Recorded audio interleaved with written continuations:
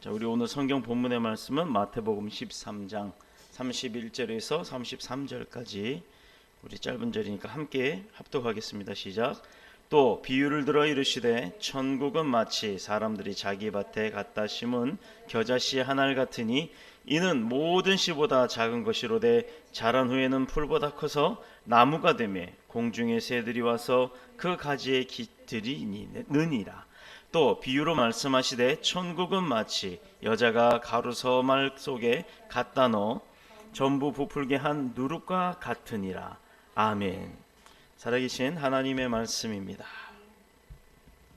자, 우리가 계속해서 수요 강론 시간에는 마태복음의 강론을 하고 있는데요. 오늘은 45번째 겨자씨와 누룩의 비유에 대해서 은혜를 나누도록 하겠습니다. 마태복음 13장 안에만 7가지 종류의 비유의 말씀이 기록이 되어 있습니다. 그 가운데 이 시에는 겨자씨와 누룩 비유를 말씀드리면서 오늘 함께 은혜 나누고자 합니다. 한 쌍의 비유를 통해 이 겨자씨 그리고 누룩이라고 하는 이 그 두 가지의 종류를 하나의 쌍으로 묶어서 누룩을 이렇게 겨자씨와 누룩을 비유한 것은 어떻게 보면요, 한마디로 말하면 교회 안의 그 성장에 관한 과정과 결과를 말씀하신 그 한 쌍의 비유입니다. 먼저 겨자씨, 우리가 겨자는 뭔지 알죠? 우리 왜 노라 해가지고 냉면 먹을 때 보면 그렇게 매콤해갖고 그렇게 짜서 먹는, 이렇게 풀어서 먹는 그 겨자를 얘기하는데, 이 겨자씨의 비유는요, 교회 성장에 있어서 어떻게 보면 외향적인 것, 겉으로 드러나 보이는 것, 그런 외향적 성장을 우리에게 비유로, 겨자씨의 비유로 가르쳐주고 계시는 것입니다. 조금 더 쉽게 말하면 겨자는 우리가 먹어봐서 알지만 겨자나무 보신 적 있어요? 겨자씨 보신 적 있습니까? 우리는 그냥 흔히 성경에서 겨자씨가 작다 하니까 겨자씨 작은 것이라고 생각을 하죠. 제가 인터넷 뒤져서 뭐 자료가 있으면 좀 영상으로 준비를 했으면 좋겠는데 그러지 못했어요. 겨자씨는요, 작기는 작아요. 근데 얼마나 작냐면 아주 작다는 겁니다. 아주 작아요. 너무나도 작아서 우리나라에서 나오는 곡물들 중에 제일 작은 곡물이 뭐예요? 좁쌀이죠. 좁쌀보다 더 작은 것. 우리나라엔 나오지 않지만 건강식품 중에 한 가지로, 저도 이제 그걸 볶아놓고서 먹긴 합니다만, 테프라고 해요. 테프는 거의 모래알 같은 크기입니다. 어떻게 보면 모래알을 씹어먹는 느낌이 나요. 그런데 겨자씨는 그 테프보다도 더 작습니다. 우리 부목사님, 바닥을 좀 보셔요.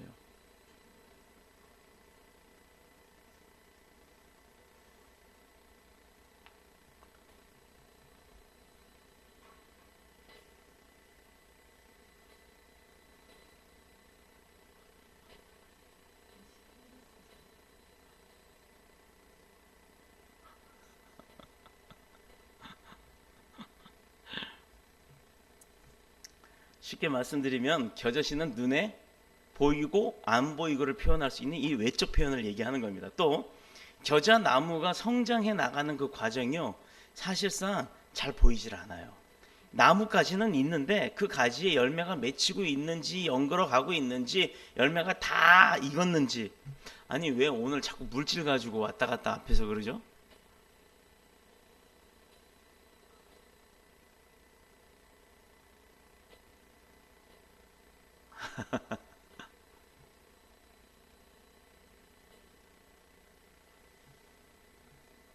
그래서 그 겨자나무가 나무 가지는 보이는데 그 가지에서 열매가 맺히는 그 겨자씨의 열매가 얼마만큼 맺혔는지에 대한 그 자라는 과정은 잘 안 보입니다. 보여지지가 않아요. 왜냐하면 그만큼 열매가, 겨자씨가 작기 때문입니다. 그래서 겨자씨는 아주 작아서 우리나라의 좁쌀보다도 작다고 했는데, 이 겨자씨를 심으면 1년 정도쯤 지나서 그 싹이 나고 막 이렇게 해서 1년 정도 지나면 한 3, 4m 정도 되는 나무와 같은 그렇게 큰 크기로 그 성장을 한답니다. 그래서 심지어는 나무가 아닌 풀임에도 불구하고 그 새들이 와서 앉아서 쉴 수 있을 정도, 그 정도 거기에 깃들일 수 있을 만큼 크게 자란다고 오늘 성경 본문은 말씀을 하고 계세요. 자, 이스라엘에 가면 저는 아직 가보지 못했습니다. 그래서 갔다 오신 분들 이야기를 들어보면 이스라엘에 가면 겨자씨가 굉장히 많대요.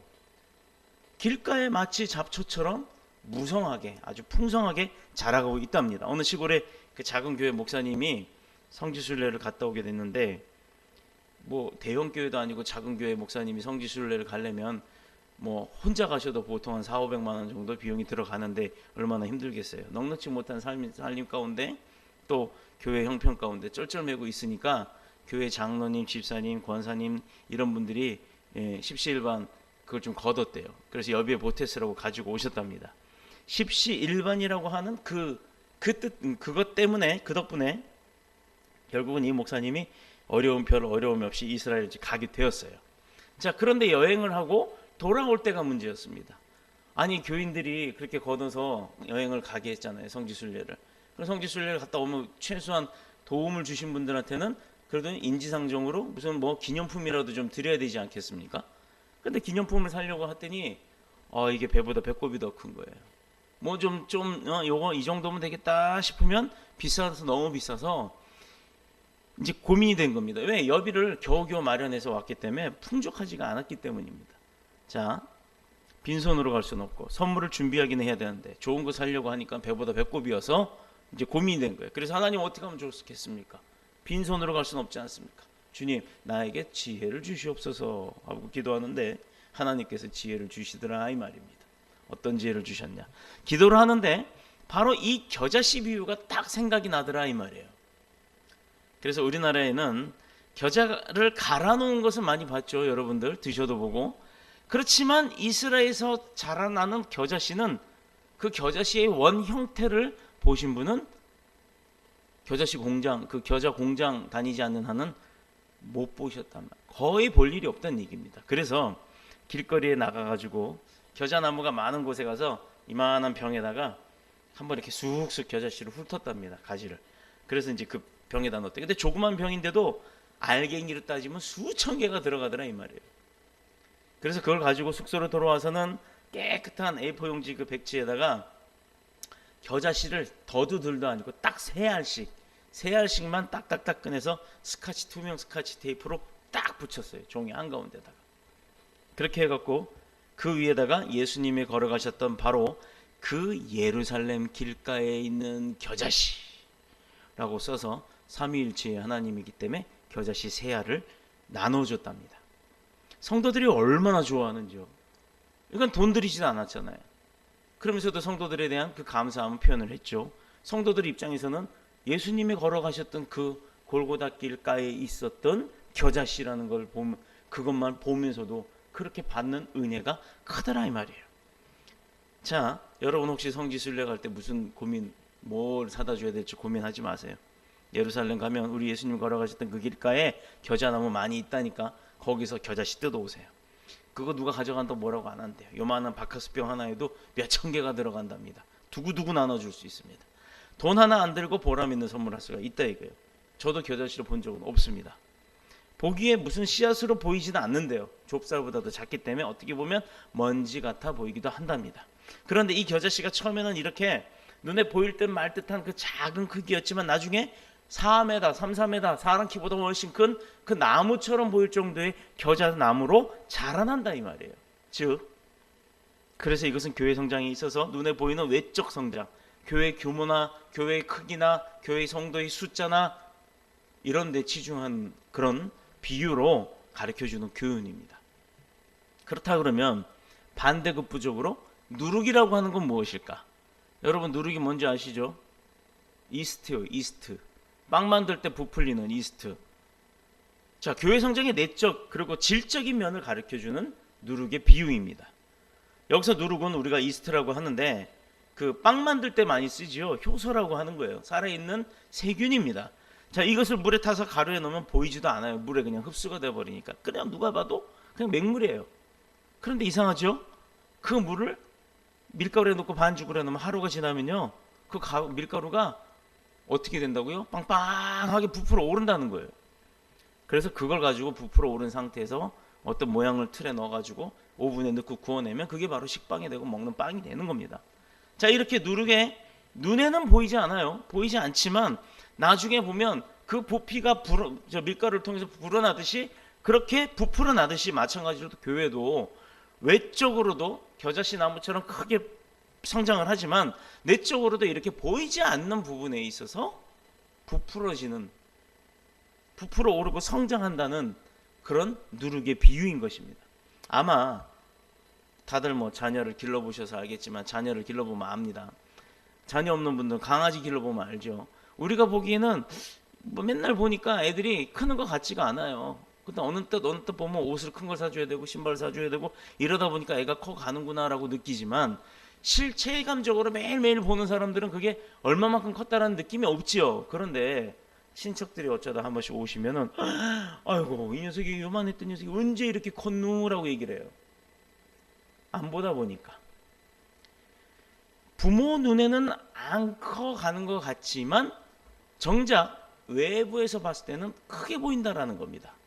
바로 교회도 마찬가지라는 얘기예요. 교회 안의 성도, 교회 안의 백성들, 교회를 섬기는 모든 이들은 교회가 잘하는 것 같지 않게 보여도 외적으로는 바깥쪽에서는 어쩌다 한 번씩 오는 분들한테는 교회가 엄청난 변화가 있다라는 겁니다.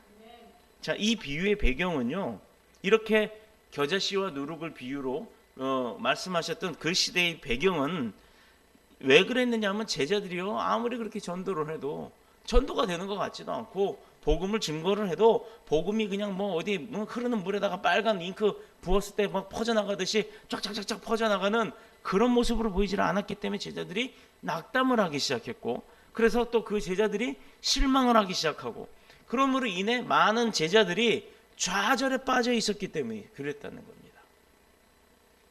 예수님의 제자들은 주님을 따라다니면서 천국 운동을 하고 있을 때 하나님의 나라가 아주 영광스럽고 장엄해 보였어요. 그리고 아주 크고 멋지게 성장할 줄로 알았던 겁니다. 그런데 그들이 전도를 할 때는 귀신도 쫓겨나고 또 병도 고침을 받는 여러 가지 역사가 드러났어요. 예수님이 행했으니까, 성령의 역사가 드러났으니까. 그런데 전체적인 면에서 볼 때, 큰 맥락에서 볼 때 도무지 성장하는 것 같지가 않았던 겁니다. 그래서 천국 운동이 도무지 이래서야 되겠는가? 과연 이것이 어떻게 될 것인가? 제자들이 실망하고 낙담해 있을 때 예수님께서 이 비유의 말씀을 들어서, 얘들아 너희들 뭐 겨자나무 알지? 그 씨앗이 얼마나 작냐? 그러나 처음에 그 씨앗이 떨어져서 뭐가 될까 싶지만 우리가 그늘이 생길 정도로 큰 그런 나무가 되지 않느냐? 그러나 나중을 보아라. 이게 3-4m씩 성장해서 거기 새들이 와서 그 안에서 깃들어갖고 숨어서 살고 있지 않느냐? 또 너희 누룩도 알지? 빵 먹을 때 먹었던 그 누룩, 그 누룩을 물에 풀어서 서말 가루에 집어넣었을 때 눈에 보이드나 안 보이드나? 그 가루 속에 누룩이 들어가서 누룩이 2배가 되고 3배가 되고 보이드나? 안 보이지. 그러나 그 누룩이 부풀어 오는 거 보면 얼마나 많은 양으로 그 크기가 부풀어지느냐, 이것을 주님이 이야기를 하신 겁니다. 천국은 이렇게 외적으로 겨자씨 나무처럼 성장을 하고 내적으로는 누룩처럼 점점 부풀어 영향을 우리에게 주게 된다는 겁니다. 이렇게 제자들에게 예수님은 2가지의 양대성 비유를 가지고 희망을 주게 하셨고 절망하지 못하게 용기를 불어넣으신 줄로 믿습니다. 그러니까 이 겨자씨 비유는 천국의 외적이고 양적인 변화라고 할 수 있고, 누룩의 비유는 천국의 내적인 어떤 질적 변화라고 볼 수가 있는 거예요.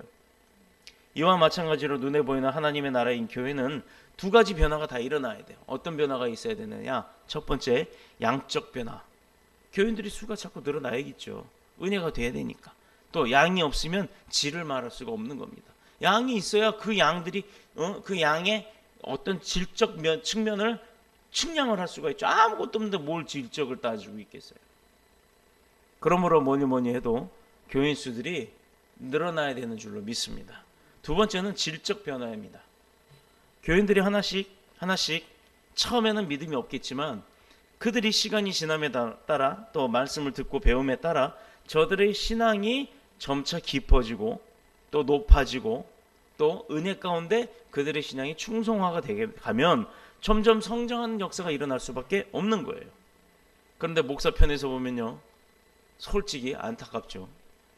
본문의 예수님의 제자들의 심정을 저는요 충분히 이해합니다. 충분히 좀 더 성장을 해야겠는데 예배 시간에 비어있는 자리가 많아 보일 때는요 그만 속이 뒤집어지기도 하죠. 내가 굳이 아무도 없는데, 들을 사람도 없는데 뭐하러 혼자 앉아갖고 설교를 하고 있나, 이런 생각할 때도 있습니다. 이게 아마 개척교회 목사님 대다수가 그런 생각들을 하실 겁니다. 그런데 빈자리만 채워서 되는 게 아니라는 거예요. 그 빈자리 아무리 예를 들어 1,000원씩 준다고 해보세요. 금방 이 자리 찹니다.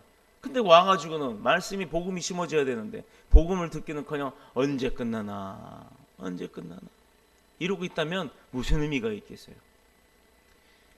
여러분의 빈 심령도 말씀으로 가득 채워지는 축복이 있기를 원합니다. 축복합니다. 양적 변화와 함께 질적인 변화가 동시에 일어나야 한다는 거예요. 큰 교회에서 사역을 할 때 보니까요, 어떤 교인이 어떻게 보면요 이름도 잘 기억도 안 나요. 왜냐하면 한 달에 한 번씩 나와요. 한 달에 한 번씩. 무슨 사정이 있는지도 모르겠고. 자, 안타깝습니다. 신앙이 우리가 어떻게 보면 제자리 걸음을 한다고. 사실상 신앙은 제자리 걸음이라는 게 없어요. 제자리 걸음은요 그 자리에 있는 게 아닙니다. 결국은 뒤로 후퇴하는 겁니다. 신앙은 전진만 있어야 합니다. 왜? 그래야 믿음이 변화가 되거든요. 내가 지금 이만큼에서 안주한다, 내가 이만큼 충성했고 내가 교회 다닌 지 20년 됐으니까 이제 더 할 것도 없고 힘들고 나이도 들었으니까 여기서 스톱, 이건요 스톱이 아니라고요. 뒤로 후퇴하는 거라고요. 그러므로 우리는 우리의 신앙의 진보를 나타내기 위해서는 늘 전진해야 될 줄로 믿습니다. 이렇게 눈에 보이는 하나님의 나라인 교회는 두 가지 변화가 꼭 일어나야 된다고요.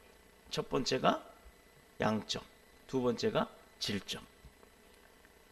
자, 양적인 변화와 질적인 변화, 바라기는 우리 더뉴스 복음교회가 이 두 가지 변화가 다 일어나기를 예수님의 이름으로 축원합니다. 특별히 여러분에게 질적인 변화가 일어나기를 축복합니다. 누룩이 온 가루를, 그 서말의 그 밀가루를 부풀게 했던 것처럼 여러분의 마음속에 천국이 확장되어지는 역사가 나타나기를 축복합니다.